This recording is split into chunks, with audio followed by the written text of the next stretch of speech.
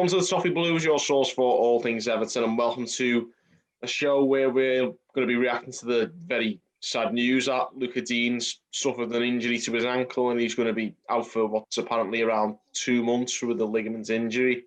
He might need surgery, we're not too sure, but either way, it's just not good news for us going into a hectic period as we head towards the... I'm joined by Terry and Stephen. Steve, what about you?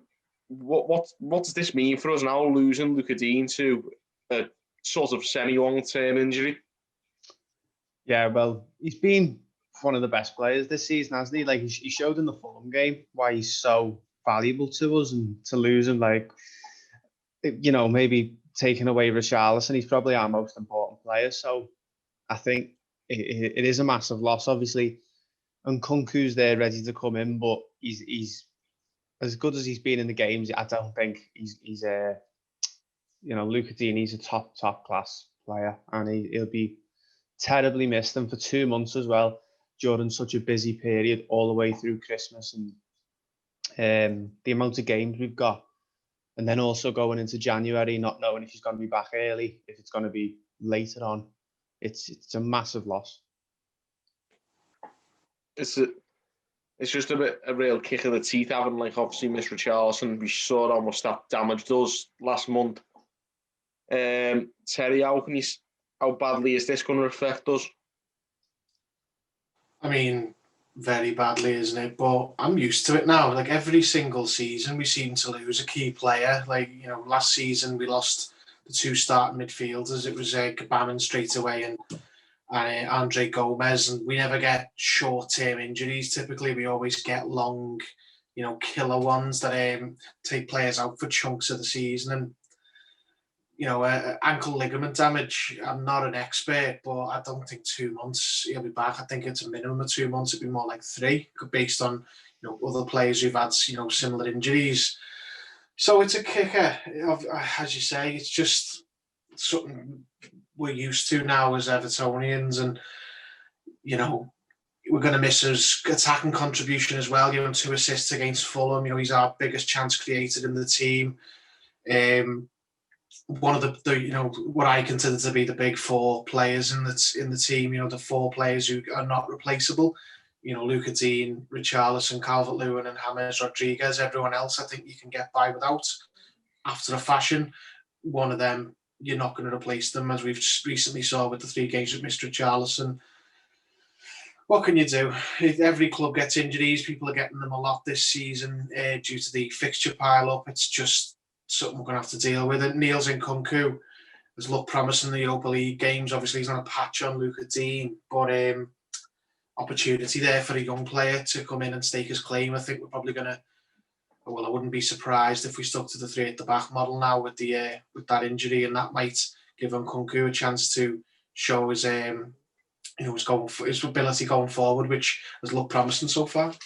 I think the 3 at the back may be the best way going forward, whether Dean got injured or not, to be honest, considering that we were carrying a dead weight in the middle of the park in either Sigurdsson or Gomez at this stage, and we might as well just have a bit more cover at the back and allow our right wing back, which looks like it's going to be a Iwobi, to go forward a bit more along with Nkunku without being too exposed. I think it does keep us going forward with the front 3 as well. I think it accommodates everything quite well without killing the midfield too much. But yeah, I don't think it's a mad loss to lose like Sigurdsson or Gomez from the middle of the park. I think that's the one good thing about this, is if we do have to stick with this 5-man midfield or the 3-4-3 or whatever it was, it's not a huge loss to the midfield, because both of those players were badly underperforming anyway before the formation change. Yeah, like you said, James, it's especially with Iwobi coming in on you know, against Fulham at the weekend, and he played well in that position as a wing back. I think it fills you with a bit more, you know, it makes you feel like we are able to play that system a bit better, and Iwobi does fill in better there than he has done in other positions. But don't get me wrong, I think it is a good chance for Nkunku, and we saw it, I think, in Dean's first season, actually. When we signed him from Barcelona, I've always rated him. I said, yeah, he probably would be our first choice left back, but obviously we had Leighton Baines in the team then. I remember he didn't start for a couple of games, and I think Baines picked up an injury, and he really took that opportunity. So I think if Nkunku does, which he will come in, I'm guessing it. I don't think he's going to start Fabian Delph there. I hope not. Yeah, so do I. But if Nkunku comes in, he does seem like a player who is going to take that chance, because he's played well. You know, he played well against West Ham. He's played well in the cup games. He's played well when he has played. He's looked good. So, not obviously one of our best players, but Everton over the years we have been graced with good left backs. That's a privilege we have got. So, no, I think obviously it's a massive loss to us. But yeah, I think I do have faith in Nkunku coming in. Like, yeah, I think he's still lacking a lot defensively, but in my opinion, Lucas Digne isn't as great as people let on from the defensive side of his game. So I don't think we'll be losing too much in that respect. It's just enabling Nkunku to feel confident enough to attack the way Lucas Digne can attack. I think we do need to give him that protection, to give him that kind of confidence. Yeah, I agree with that. I think Nkunku plays a lot like Digne in a way. I think if you focus a lot on his starting position, he often starts quite high up the pitch. He's often when we have the ball, he's often on the halfway line. He wants to get forward. But I think, like you said, defensively, Digne sometimes lacks it. Do you know what I mean? He can put a rash challenge in every now and then.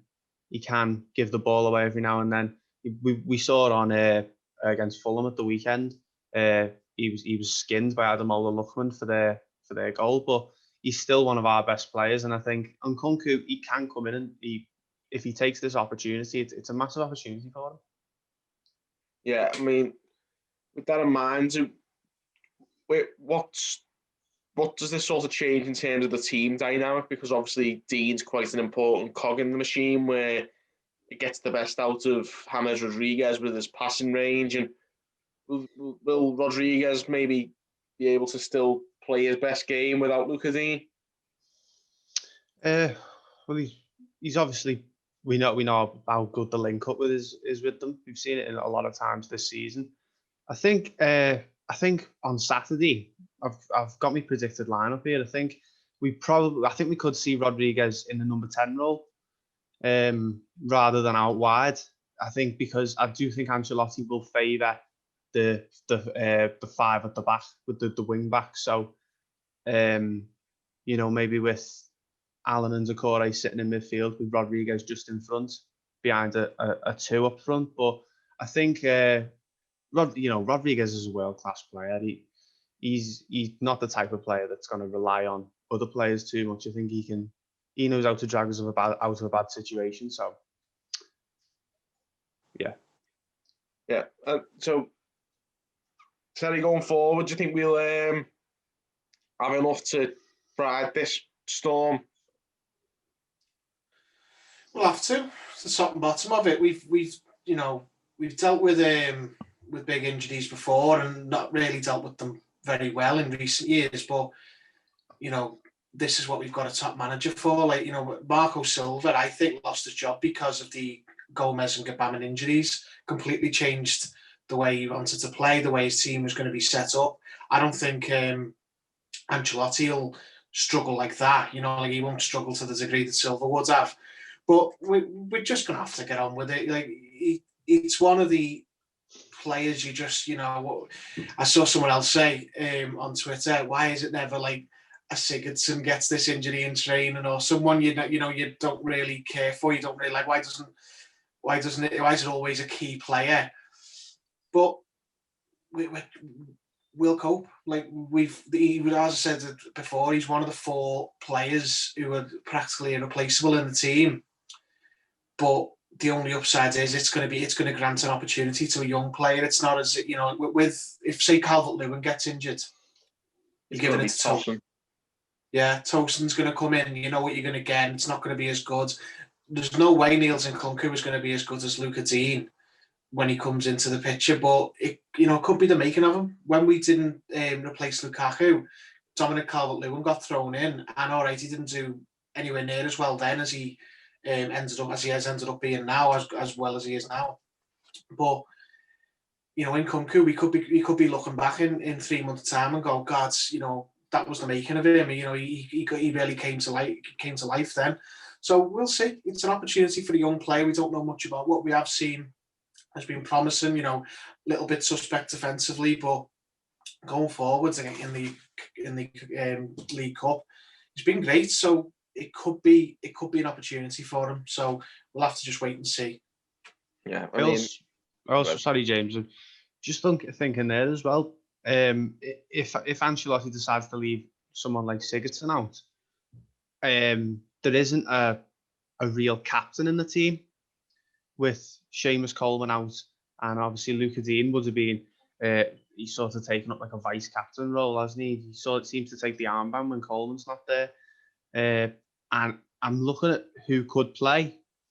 I can't really see who could probably captain the team unless he brings someone like we've had like Tom Davis captain for a game or two before, Sigurdsson, like I said. But if we're going to start with the best team possible, I don't know who's going to captain the side. I'd imagine it might be like Michael Keane, possibly Allen, maybe. Yeah, I think looking at that, that's probably the best bet there, is probably Michael Keane. I don't think he's going to give it to someone like Richarlison or Calvert-Lewin yet. But with that in mind, I think we can still... I think we've still got the tools to win the games we expect to win. It's just going to be... We've got some tough games coming up that we need our best 11 out to probably be able to beat those sides, and it's going to be a bit difficult to get through this month. It's going to be a bit frustrating now. Yeah, I mean, Chelsea at home, Arsenal at home. We've got to remember as well, we've got the quarter-final against United coming up as well in the League Cup. So we don't, all through December, tough games. It's the sort of games you'd expect someone like him to be there for. They're the big games for the big players. So it's very frustrating, but we'll have to get on with it. Like Terry said, we'll have to cope. We'll have to find a way. Mm-hmm. But we'll see if we find a way anyway. We'll got Leeds up next on Saturday evening, and let's see how Niels Nkunku, or dare I say possibly Fabian Delph, gets on in that game. Anyway, guys, let us know your opinions on obviously the very frustrating news about Lucas Digne. Drop us a comment below. Give this video a like and subscribe for more content. Until next time, guys, thank you for watching on the Toffee Blues.